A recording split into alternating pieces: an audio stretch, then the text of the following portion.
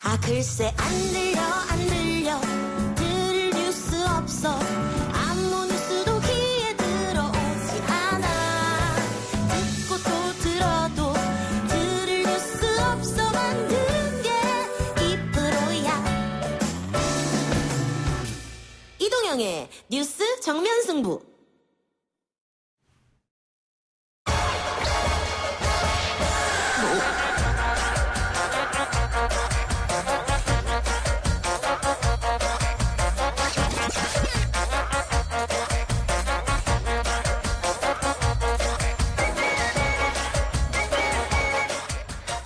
YTN 라디오 이동의 뉴스 정면 승부 4부, 3부 시작하겠습니다. 온갖 문제 연구소 3, 4부 통으로 1시간 하겠습니다. 최영일 시사평론가 국립암센터 가정의학과 명승건 교수 김기태 미국 변호사 나왔습니다. 어서 오십시오. 안녕하세요. 안녕하세요. 반갑습니다. 최영일 평론가 한 달 만에 출연인데 무슨 일 있었습니까? 아닙니다. 네. 3주 만에 출연입니다. 3주입니까? 네. 오토바이 사고 났죠? 제가 오른손에 기부스를 하고 있는데 예. 경미한 사고로 경미하게 다쳐서 조심하시기 바랍니다. 네. 예. 좋아졌습니까 이제는? 나아지고 있어요. 수술 끝났고요. 이 와중에 병원에 한 사흘 입원해 있었더니 코로나19 와중이잖아요. 정말 병원에 지금 실제 상황이 얼마나 긴박한지 급박하게 돌아가는지 체험을 하고 왔습니다. 그래요. 의료진들이 다들 고생하고 계시죠. 네, 그렇습니다. 자, 명승건 박사님. 그 한때는 하루에 900명 이상 확진자가 나올 때가 있었는데 오늘 200명대고 점점 조금씩 줄어드는 추세인데 어떻게 좀 나아지고 있다고 봐야 됩니까? 네, 일단 뭐 수치를 보면 며칠이죠? 2월 29일 날, 2월 29일 날 900명 내외 정도 최고 정점을 찍었습니다. 하루에 확진자 숫자가.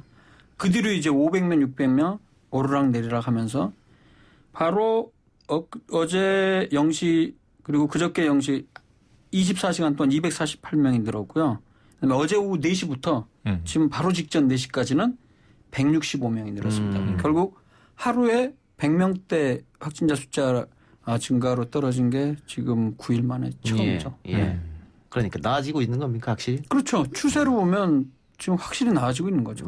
또 그 집단 발병의 핵심이라고 할 수 있는 신천지 또 전수조사가 끝이 났고 거의 끝이 나서 이제 줄어드는 겁니다. 그래서 줄어드는 겁니까? 그리고 지금 또 중요한 게 검사 중인 숫자인데 계속 최근 며칠 전까지 3만 명대를 검사하고 있다가 지금 현재 보니까 17,000명 검사 중이더라고요. 지속적으로 내려갈 것 같긴 한데 이제 문제는 이렇게 또 다른 신천지 또 다른 요양시설 집단시설에서 발생할 가능성은 우리가 완전히 배제를 못하지 않습니까? 알겠습니다. 일단은 그런 것들만 그 돌변 변수가 있지 않다면 이번 주말에 다음 주까지 해서 상당히 안정화되지 않을까 생각이 되고요. 실제 중국의 예를 들면 그렇습니다. 중국도 한 2달째 좀 넘어서 정점을 찍었다가 지금은 보니까 어제 얼마 늘었냐면 그 중국 큰 나라 36명 늘었더라고요. 그래서 뭐 특별한 변수가 없다면 우리가 좀 희망을 줄 수 있지 않을까. 그렇지만 그런 말 있잖아요. 야구에. It ain't over till it's over. 그래서 우리말로 하세요. 끝날 때까지 끝난 게 아니다. 이런 말이 있습니다. 웃으면서 할 얘기는 아닌데 끝날 때까지 끝난 게 아니에요. 제가 사실은 한 달 전에 30일만 환자 나오기 전에 페이스북에 올리면서 계속 우리나라는 뭐 몇 명 없는데 잘 유지는 아직까지 잘하고 있다. 하지만 끝날 때까지 끝난 게 아니다. 이 말을 또 한 적이 있었는데 또 괜히 또 불길한 느낌이 또 드네. 아무튼 끝날 때까지 끝난 건 아닙니다. 긴장의 끈 놓치지 말아야 되겠습니다. 그 김 변호사님, 우리가 늘 말하기를 그 방역 당국의 지시를 좀 잘 따르고 가짜 뉴스는 배제하고 개인위생 철저히 하고 사회적 거리두기 해야 된다. 그러면은 괜찮을 까 이런 얘기 했는데 지금 우리 국민들이 그렇게 하고 있다고 보십니까? 네, 우리 국민들이 또 일치 단결해서 정부가 요구하는 그리고 정부가 제시하는 생활 규칙이라 위생 규칙이라든가 사회적 거리 등을 통해서 상당히 호응이 국민들이 잘 실천해 나가고 있기 때문에 이런 확진자 수도 좀 줄고 있지 않는가라는 생각이 있습니다. 이번에 또 뭐 이재명 지사가 신천지 신자다 이런 또 가짜 뉴스 나와서 적발되기도 했는데 이렇게 계속 끊임없이 나오고 있거든요. 처음부터 지금까지 계속 나오고 있는데 앞으로도 계속 나올 거예요. 왜 이런 현상이 벌어지는 신천지 괴담이 계속할 것 같아요. 괴담. 이번에 충격이 컸던 것이 사실 종교 문제가 아니고 이것은 이제 공중보건 문제인데 이게 묘하게 이제 종교와 오버랩이 돼버렸고 종교의 그 집회 행태 자체가 바이러스 감염을 확산시키는데 폭발적인 역할을 또 했던 게 사실이에요. 그러니까 지금 이게 보면 어떤 사회 행동학의 관점으로 봐야 되는데 이 종교 논란으로 튀게 되면 너무 많은 음모론이 양산될 수 있고 저는 아까 명승호 박사님 말씀이 매우 중요한데 신천지 교인에 대한 전수조사가 끝나가면서 확진자가 낮아질 것이라는 전망이 있었는데 예. 다른 위험은 뭐냐면 신천지 대구교회 사태가 터질 때 함께 터진 게 청도 대남병원이에요. 예. 여기가 위험한 거였어요. 예. 폐쇄병동에 100여 명이 넘는 이 장기 입원 환자들 예. 거기다 정신질환을 함께 앓고 계신 분들이 정말 열악한 상황에서 면역력이 최하가 돼 있는데 감염이 됐다. 이게 내부에서 퍼졌다. 이 문제인데 그러니까 지금 이 소규모 집단 발병이 타 지역으로 좀 퍼지는 양상은 있다. 이걸 우리가 주목해서 오늘 전 정은경 질병관리본부장 말씀이 아주 중요한 게 확진 추세는 낮아지고 있는 게 맞다. 통계로 보이잖아요. 그런데 문제는 뭐냐면 경계를 늦출 때가 결코 아니다. 이런 얘기를 했어요. 이 모두 다 알고 있고 대다수 국민전 잘한다는데 김 변호사님 말씀에 동의하지만 네. 소수가 문제예요. 소수가. 왜냐하면 이게 이 개미 방죽에 뚝이 무너지는 거지 않습니까? 개미 구멍에 이 방죽이 무너지는 거지 않습니까? 그러니까 이런 부분에 있어서 우리가 끝까지 좀 예. 철저하게 상호적인 이 감시를 할 필요가 있어 보입니다. 예, 박사님 그 지금 최 평론가가 대남병원 얘기해 줬으니까 또 박사님이 아까 집단 감염 문제도 짚었단 말이에요. 대남병원 또 요양원, 네. 병원 이쪽에서 이제 집단 감염이 나오는데 여기 계신 분들은 기저질환이 좀 있는 분들이고 면역력도 떨어져 있는 분들이고 그렇죠. 연세도 많은 분들이고 그러니까 집단 감염되면 상당히 위험한 쪽으로 갈 수 있잖아요. 네. 병원 집단 감염 문제는 어떻게 해결해야 되냐? 요양원이나 병원. 그 부분이 제일 문제인데 저는 그런 생각도 사실은 해봐요. 지금 계속 산발적으로 이런 병원이라든가 아니면 요양병원 집단 시설에서 계속 발생을 한다고 하면 한시적으로라도 그런 집단 시설이나 병원에 입원하는 사람에 한해서 증상이 없다 할지라도 무조건으로 의무적으로 그 PCR 검사를 시행을 해서 음성인 사람에 한해서만 입원을 시키고 양성으로 나온 사람은 격리 조치를 해서 입원 1인실로 한다든가 그런 방법도 나중에 고려해야 될 가능성도 배제를 못할 것 같아요. 그럼 모든 병원에서 그래야 된다는 거죠. 그렇죠. 그런데 그게 현실적으로 쉽지가 않아요. 쉽지가 않죠. 쉽지가 않고 왜냐하면 이제 병원이 전반적으로 우리나라에 3,000 몇 개 정도 될 겁니다. 거기서 뭐 하루 입원 환자 수 생각하면 하루 우리가 감당할 수 있는 검사가 한계가 있거든요. 그렇기 때문에 어려운 건 맞는데요. 지금 사실 지난번에 그 분당재생병원 같은 경우에도 입원실을 통해서 70대 그 환자분이 입원할 때도 아무 증상이 없었거든요. 네. 그렇기 때문에 당연히 검사 당연히 하지 않고 입원했다가 하루 이틀 지나서 열이 발생하는데 그 얘기는 뭐냐면 잠복기 시기에 입원을 한 상황이거든요. 근데 그걸 히스토리 그러니까 문진을 통해서 다 확인할 수 있는 게 아니거든요. 그래서 참 어려운 부분이 있습니다. 그래서 제가 꼭 모든 입원 환자에 대해서 의무적으로 검사를 하자고 적극 주장한 게 아니고 그 상황에 대해서 한번 보건당국에서 한번 좀 계산도 해봐야 되지 않을까 그런 생각이 좀 듭니다. 저는 지금 정부에서 그 얘기하는 그 수칙에 따라서 행동해야 되는 게 가장 우선적이라고 예. 생각을 합니다. 왜냐하면은 일단은 감기고 발열이 있고 기침 가래가 있다면 일단은 1339에 연락을 하고 거기에서 얘기하는 조치대로 가장 먼저 선체적으로 따르는 게 가장 중요하지 않나라는 생각을 하고 지금 명 박사님께서 말씀하시는 것도 그것도 선제적인 조치라고 할 수는 있지만 현실적으로는 진단 키트라든가 그다음에 거기에 또 드리는 인력이라든가 뭐 이런 거를 따져봐서는 좀 현실적으로 좀 힘들지는 않지 않을까라는 생각이 있습니다. 아니 그러니까 우리가 이제 선별진료소에서 해왔던 거는 그동안은 뭐 중국 여행력이라든가 그렇죠. 아니면 최근까지는 이제 대구 뭐 혹시 거기에서 그런 뭐 신천지 종교 문제 이런 것까지 다 물어보는 상황이거든요. 근데 그런 걸 아무리 해도 현재 무증상 상태에서는 잠복기가 보통 이제 2주에서 14주로 돼 있는 상황에서 평균적으로 한 5일이긴 한데 그 잠복기 상황에서는 어떤 상황에서도 그건 그 문진을 통해서 확인할 수가 없거든요. 그렇다면 이런 방법도 있어요. 사실 제가 가능성 있는 게 지금 최근에 우리 국내 업체에서 바로 몇 시간 만에 몇십 분 만에 그 검사할 수 있는 진단 키트가 개발되었거든요. 진단 키트. 예, 그 보통 이제 독감 같은 경우는 저희가 신속 항원 검사란 거랍니다. PCR이나 이런 검사를 하려면 최소한 6시간이 소요되는데 이런 신속 항원 검사 같은 경우는 몇 분 안 걸립니다. 그래서 그게 정확도가 이제 엄밀히 따지면 민감도, 특이도라는 걸 얘기해서 정밀도, 정확도라고 하는데 이 부분이 당연히 PCR보다는 좀 낮지만 선별 검사로서는 어느 정도 활용이 될 수 있거든요. 그래서 제가 그래서 가격도 그거는 대부분 싸기 때문에 가격도 싸고 빨리 볼 수 있기 때문에 입원 환자에 있어서는 그걸 기본적으로 다 스크리닝을 하는 거죠.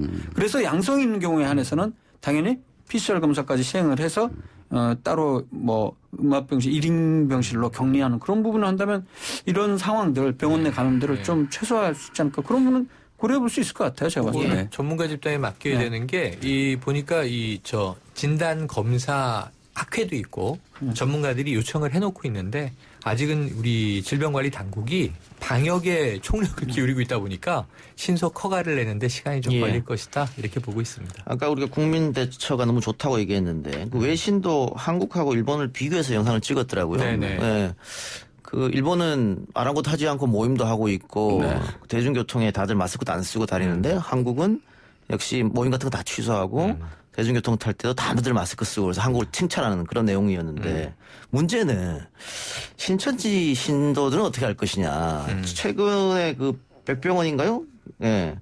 서울 백병원의 문제도 그렇고. 백병원은 일단 신천지 교인은 아니고 대구 지역 거주하는 70대 여성분인데. 예, 그분도 그렇고 지금 신천지 신자들이 자가격리 조치를 실시해도 그걸 어기고 나간다거나 이런 경우가 있지 않습니까? 뭐 종교적 신념에. 이 문제는 어떻게 접근해야 될까 좀 걱정이에요. 그러니까 지금 한마음 아파트가 지금 이제 코호트 격리가 된 최초의 아파트가 됐는데 여기서 이 신천지 신도 일부 한두 명이 지금 이탈을 했다고 하죠. 지금 이제 고발 조치 들어갈 예정이라고 오늘 보도 나왔습니다. 그런데다가 또 이제 신천지 교인인데 사실은 지금 이 생활치료센터에 격리하는 과정에서 사실 간호사의 뭐 방호복 머리를 잡아당기는 등 난동을 부리다가 있었죠. 도주했어요. 그런데 경찰이 보고 있었는데 못 잡는 게 경찰이 방호복을 안 입고 있으니까 바이러스 감염자를 지금 거기서 덥석 잡을 수가 없는 거예요. 준비하고 따라가느라고 시간이 좀 걸렸지만. 근데 이 경우도 들여다보면 또 그 분만 나무랄 수가 없는 것이 10년 전에 조현병 전력이 나왔어요. 그러니까 이게 이런 게 있어요. 우리가 우한에서 오신 교민들을 2주 격리할 때도 2, 3일은 조금 편안하고 느긋한데 일정 시간이 지나면 스트레스가 엄청 높아진대요. 지금 국민들 그 스트레스가 코로나19에 대한 스트레스가 엄청납니다. 그래서 어쨌든 심리치료사도 투입하고 했었는데 그런 문제에 있어서는 조금 뭐 인권적 배려도 해야 된다는 이야기도 있는데 어쨌든 저는 아까 그 대구의 70대 여성분은 한 가지가 아까 분당 재생병원 무증상자와는 틀려요. 거짓말은 하면 안 된다는 거예요. 그렇죠. 이건 지자체도 그렇고 신천지 종교 집단도 그렇고 개인도 그렇고 거짓말을 하는 순간 모든 우리가 만든 소셜 시스템이 붕괴돼 버려요. 그 한 구멍 때문에. 그래서 그런 부분에 있어서는 조금 우리가 윤리의식이 있어야 되는데 대다수가 잘하는데 99%가 잘해도 1%가 일탈을 하면 그걸 어떻게 막을 것인가의 문제가. 그러니까 개인의 일탈은 국가도 어떻게 막을 수가 없는 건데 추후에 아시겠지만 감염법 예방법에 의해서 강력하게? 처벌은 반드시 받을 겁니다. 그리고 신천지의 경우는 그것도 뭐 저는 이렇게 해결해 봐야 된다고 생각을 하는데요. 강압적으로 뭐 폐쇄를 하다 뭐 이것도 방법이 되지만 뭐 다들 아시겠지만 신천지는 이만희 총회장을 중심으로 한 12지파장이 거의 절대적인 영향력을 가지고 있거든요. 따라서 이만희 총회장과 12지파장이 반드시 단호하게 모든 신도들을 대상으로 해서 반드시 검사받고 그리고 자가격리 수칙 잘 지고 그다음에 정부의 지침을 잘 따르라라는 것을 명확하게 적극적으로 된다. 지시를 해야 됩니다. 알겠습니다. 근데 이번 그 백병원 환자분의 경우에는 또 한편으로 좀 우리가 좀 이해를 해야 될 부분이 대구에서 왔다 그렇게 하면 일부 병원에서는 아예 뭐 진료를 안 해준다는 그런 거부한다. 거부한다거나 그런 얘기가 있더라고요. 진짜 그런지는 확실하지는 않습니다만 아마 그런 부분들이 좀 두렵기 때문에 환자분의 입장에서는 그런 걸 숨길 수도 있거든요. 그래서 저는 의료기관에서는 대구에서 왔다고 하면 이 환자분이 진료가 반드시 필요하다면 PCR 검사를 시행을 하고 그리고 결과 나오기 전까지는 격리했다가 그리고 나서 치료를 해주면 그런 것들이 좀 필요하지 않을까 생각이 듭니다. 그렇죠. 반드시.